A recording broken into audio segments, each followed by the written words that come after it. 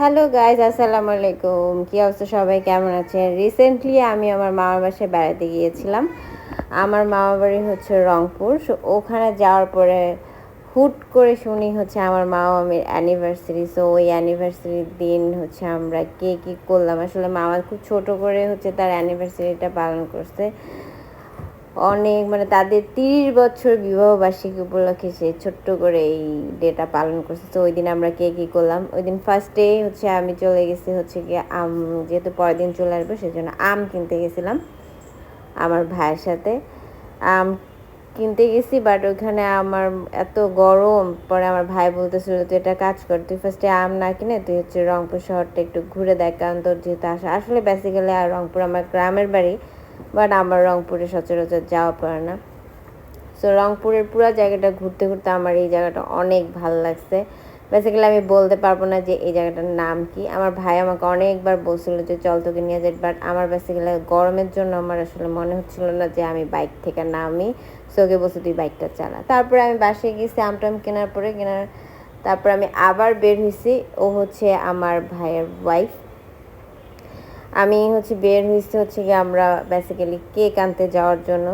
আমি হচ্ছে গিয়ে বাইকেই রংপুরে যাওয়ার পর ও হচ্ছে আমার আরেকটা ছোটো ভাই। সো আমি আমার ভাইয়ের বাইকে করে কেক আনতে চলে গেছি রংপুরে পেস্ট্রিতে। আমি এই কেকটা নাকি অনেক ভালো, আমি আসলে জানি না, বাট কেকটা আসলেই অনেক মজা ছিল। আমরা হচ্ছে গিয়ে কেকটা আসলে উপরে কিছু লিখতে হইতো, সো এই লেখাটা বাকি ছিল। দ্যাটস ওয়াই হচ্ছে আমরা এখানে বলতেছিলাম যে কেকই বলবে, আর এটা হচ্ছে শিলা বলতেছিল যে কেকের বেশি অর্ধেকটাই ওর। ও আসলে এত যে কেক পাগল শিলা আমি আসলে জানতাম না। আমি আসলে রংপুরে শিলাকে নিয়েই গেছিলাম। কেক টেক কেনার পরে তারপর হচ্ছে গিয়ে আমরা আবার হচ্ছে বাসার উদ্দেশ্যে রওনা দিয়ে দিছি, কারণ যাওয়ার পর আমাদেরকে রেডি হইতে হবে। বাসায় যেয়ে দেখি হচ্ছে আমার মামি রেডি হইতেছে। আমার মামিকে কে রেডি করাইতেছে বলেন তো? আমার মামিকে বেসিক্যালি আমি রেডি করাইতে চাইছিলাম, বাট আমি বাইরে থেকে আসার পর অনেক টায়ার্ড হয়ে গেছি, আমি রেস্ট নিচ্ছিলাম। এর ফাঁকে হচ্ছে গিয়ে আমার ভাইয়ের বউ আমার মামিকে রেডি করে ফেলছে। মামিকে ওই দিন অনেক সুন্দর লাগছে। মামি ওই দিন কয়বার যে ড্রেস চেঞ্জ করছে আপনারা এই ভিডিওতে শুধু দেখবেন যে ভিডিওতে মামি কতবার ড্রেস চেঞ্জ করছে। যাই হোক, সবাই রেডি হয়ে গেছে মোটামুটি, আমিও রেডি হয়ে গেছি। এখান থেকে কিছু ডেকোরেশন বাকি ছিল, সেটাও সব কমপ্লিট করে ফেলছে আমার ভাই।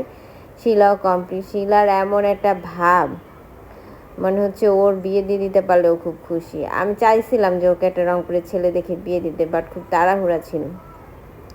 আমি এদিকে রেডি হয়ে গেছি। আমি অ্যাজ ইউজুয়াল খুব সিম্পল থাকতে পছন্দ করি। আমি বেসিক্যালি কোনো কিছুতেই মেকআপ করতে পছন্দ করি না।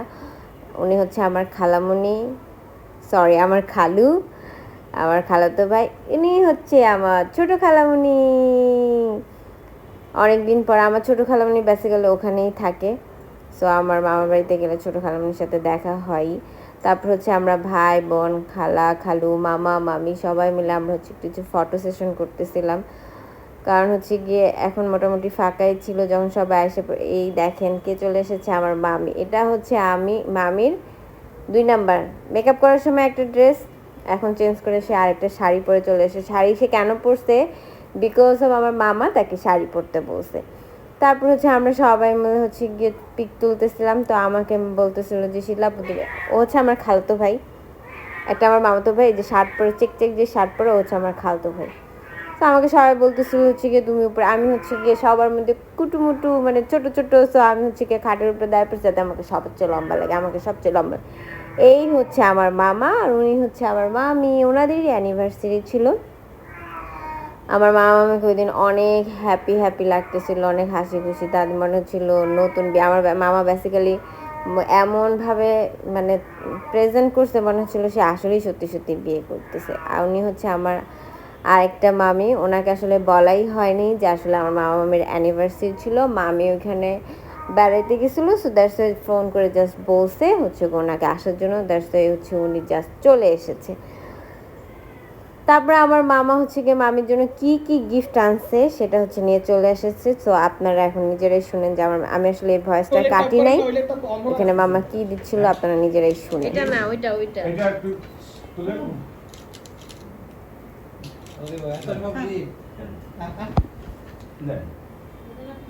এটা খুলে দেখাও।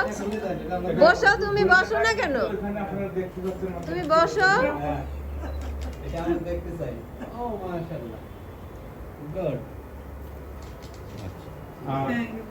তাকে এই বিবাহ করব দেখে আমি প্রাণ কেয়ার ডায়াগনস্টিক সেন্টারের ডাইরেক্টর হিসেবে তাকে নিয়োগ দিয়েছিলাম। সেই হিসেবে এখানে ৭২,০০০ টাকা আছে, তাকে নগদ এটা দিলাম। হ্যাঁ, তার দুই উপযুক্ত ছেলে সহ তাকে বিবাহ করব। দেনমোহরটা দেনমোহর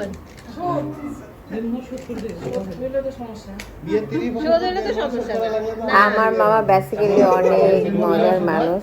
আমি হচ্ছে গিয়ে তার কাছে গেলে মানে তাদের ওখানে গেলে আমার দিন কিভাবে পার হয়েছে আমি নিজেও টের পাই না। তারপর অ্যাকচুয়ালি এখন প্যাকেটের ভিতরে কি ছিল সেটা দেখেন। আসলে ডিশটা শুধু একটা এই যে তাকে আমি এই শাড়িটা গিফট করেছি। অনেক সুন্দর। আলহামদুলিল্লাহ, পুরো ৩ বছর বিয়ে তো। আর এই আর একটা রাজশাহী সিল্ক তার জন্য নিয়ে আসছি, আরেকটা কষ্ট করে। এই একটা রাজশাহী সিল্ক। কিছু তো দেখি বলছে শেখ, একটু শিখে শিখে রাখো। আমি পাঠাই দিব কোন বাজার আসে। ছোটরা থেকে আসে সিল পাঠাই দিব। আবার বলবেন এখানে টাকা নেই, শুধু খাম আছে। শুধু খাম তা না, আপনারা সেটা মনে করিয়েন না।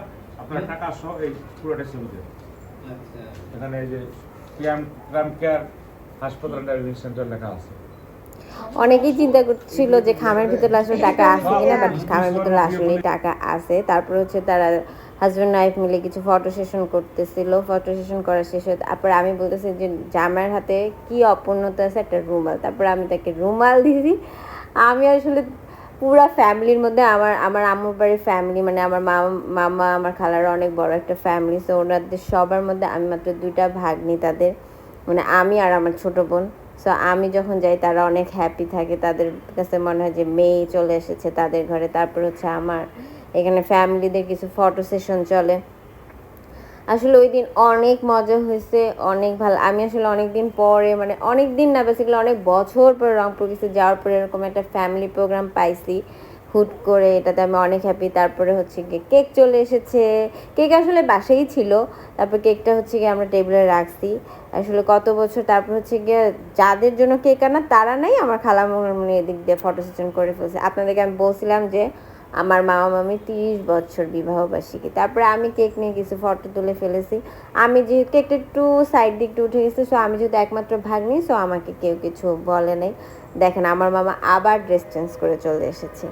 এবার হচ্ছে সেইটা তার বিয়ের ড্রেস পরছে, মানে কি বলবো। আমার ভাই কি দিল আমার মামিকে দেখেন। ছবি তুলছো ওরা? হ্যাঁ, আমরা তো সবাই ভিডিও করলাম। মায়ের বিয়েতে কত টাকা দিলেন? মায়ের বিয়েতে ছেলে গিফট করলো। কত কত? আই শুভ কত? 40,000। মাশাআল্লাহ। আমি ছেলে সবজি করছি টাকা আমার। হ্যাঁ, হবে না, না না এটা মাইকে দিছে। না এটা হবে না, এটা হবে না, না না এটা হবে না। দুই ছেলে কামাই করে, এমনি ছেলে বিয়ে করছি। জি না, মা উঠে জন্য বিয়ে করছি ছেলে সব। আন্দাজি কইলি হইলো।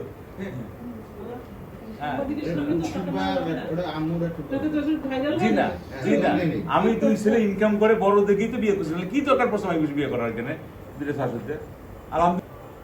তারপরে আমার হচ্ছে গিয়ে মাম তো বড় বোন চলে এসেছে, মানে আমার ফ্যামিলির পুরো ফ্যামিলির মধ্যে হচ্ছে আমাদের বড় বোন, তা উনি হচ্ছে ওনার হাজব্যান্ড। ওনার দুজনের জন্য আমরা প্রায় 3-4 ঘন্টা ওয়েট করছি, নাহলে প্রোগ্রামটা অনেক আগেই শেষ হয়ে যেত। এতক্ষণ ওয়েট করতে করতে কেউ টায়ার্ড না, বাট আমি অনেক টায়ার্ড বিকজ অফ আমি তো বেসিক্যালি একটুতেই টায়ার্ড হয়ে যায় আমার একটু। তারপর হচ্ছে আমাদের কেক কাটার পর্ব চলে আসছে। আমি বলছি তাড়াতাড়ি করে কেকটা কাটো, আমরা তাড়াতাড়ি করে কেকটা খাই। তারপর আমার মা আমি হচ্ছে কেকটা কাটতে, কাটার পরে দেখেন মানে তারা নতুন, মানে আমার মনে হয় ওই দিন একটা কাজে ডেকে এনে ওনাদের। আমার মামা অনেক হচ্ছে গিয়ে ফ্রেন্ডলি মাইন্ডের। হচ্ছে আমার ভাইয়ের বউ, আমার ভাইয়ের বউকে শিলা বলতেছিল কানে কানে যে আপু কেকের বেশি অর্ধেকটা প্লিজ তুমি আমাকে দিও। আমার ভাই বলছে ওকে ওকে ওকে। শিলা যে এত কেক পাগল, ও মাই গড, দেখেন ও কীভাবে কেক খাইতেছে। ও অনেক অসুস্থ ছিল, জ্বর ছিল, বাট ও কোক দেখে ও সুস্থ হয়ে গেছে, মানে সরি কেক দেখে ও সুস্থ হয়ে গেছে। তারপর আমি বলছি তুই আমার কেকটাও খা। তারপরেও তুই সুস্থ থাক, লাগলে তুই আরও কেক আছে রান্নাঘরে, তুই ওখান থেকে কেক নিয়ে এসে খা, তারপরে তুই সুস্থ থাক। Like seriously. তারপর খাওয়া দাওয়ার পর্ব চলতেছিল, তারপর হচ্ছে সবাই খেয়ে ফেলতেছিল, সেই ভিডিওটা আমার নেওয়া হয়নি। তারপর খালামুনি আমাকে একটু খাওয়াই দিচ্ছিল। আমার পেট এত ভরা ছিল, মানে আমি কি বলবো, রংপুর যাওয়ার পরে আমার 3-4 কেজি ওয়েট বেড়ে গেছে। তারপরে আমি নিজে খাওয়া দাওয়া করছি, খাওয়া দাওয়া করে আমি ড্রেস চেঞ্জ করে শুয়ে পড়ছি। আমি আর কারোর সাথে দেখা সাক্ষাৎ করিনি, কারণ আমার প্রচুর পরিমাণে টায়ার্ড লাগতেছিল। পরদিন সকালবেলা আমি যেহেতু ঢাকার উদ্দেশ্যে রওনা দিব, সো আমরা ড্রেস চেঞ্জ করে খাওয়া দাওয়া করে ড্রেস চেঞ্জ করে আমরা হচ্ছে গিয়ে যে ব্যাগ গুছাতে লেগে গেছি, যে ব্যাগ ট্যাগ গুছায় রাখলে তাহলে সকালে আমরা একটু অনেকক্ষণ ঘুমাইতে পারবো। সো ব্যাগ ট্যাগ গুছাইয়া তারপর হচ্ছে আমরা সবার কাছ থেকে আমরা নিজেরাই বিদায় টিদায় নিয়ে তারপর হচ্ছে কি আমরা অনেক টায়ার্ড ছিলাম।